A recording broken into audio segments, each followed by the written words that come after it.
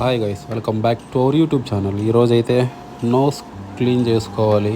Nose clean చేసుకునేదానికి పర్టికులర్గా అసలు ఎందుకు ఈ వీడియోలో నేను మీకు ఇది చూపిస్తున్నానంటే, ఇది చాలాసార్లు డాక్టర్స్ నాకు మరీ చెప్పారనమాట. నోస్ సర్జరీ తర్వాత ఆ లోపల ఏవైతే ఉంటాయో, అంటే ఆఫ్టర్ సర్జరీ ఆ బ్లడ్ క్లాట్స్ కానీ అవన్నీ రిమూవ్ అవ్వాలంటే మనం తీసేదానికి వీలైతే ఉండదు. సో ఖచ్చితంగా ఈ క్లీనింగ్ అయితే చేసుకోవాలి అని చెప్పారనమాట. దీనికి వాళ్ళు ఏం చెప్పారంటే, దీంట్లోకి కల్లు ఉప్పు 3 స్పూన్లు, అంటే సాల్ట్ వేసుకోవచ్చు, బట్ వాళ్ళు చెప్పింది మాత్రం ఓన్లీ కల్లు ఉప్పు 3 స్పూన్లు. దాంతోపాటు ఈ బేకింగ్ సోడా, అంటే కుకింగ్ సాల్ట్ వస్తుంది చూసారా, సోడా ఉప్పు, అది చాలా అంటే చాలా తక్కువ, ఒక పించ్ ఆఫ్ సోడా ఉప్పు. అవి రెండిటిని 1 లీటర్ వాటర్ వచ్చేసి 1 లీటర్ తీసుకోవాలి. అది కూడా గోరువెచ్చగా ఉండేలాగా బాయిల్ చేసుకోవాలి, లేదా వేడి నీళ్ళనైనా సరే గోరువెచ్చగా అయ్యేలాగా ప్రిపేర్ చేసుకోవాలి.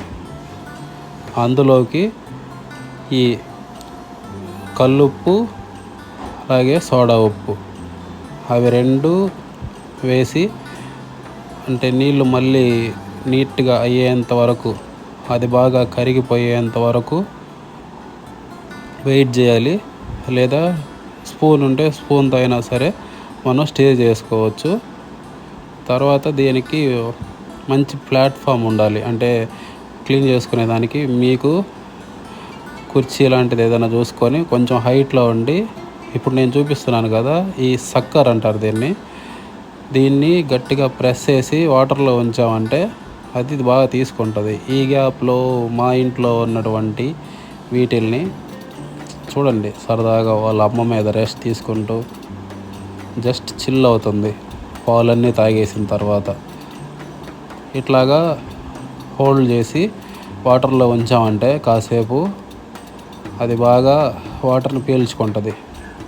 నాకు తెలిసి దాంట్లోకి ఒక 100 ml దాకా 150 ml దాకా వస్తాయి వాటర్. అయితే ఈ వాటర్ని మనం ఇప్పుడు టార్గెట్ చేసుకోవాలి రైట్ నోస్.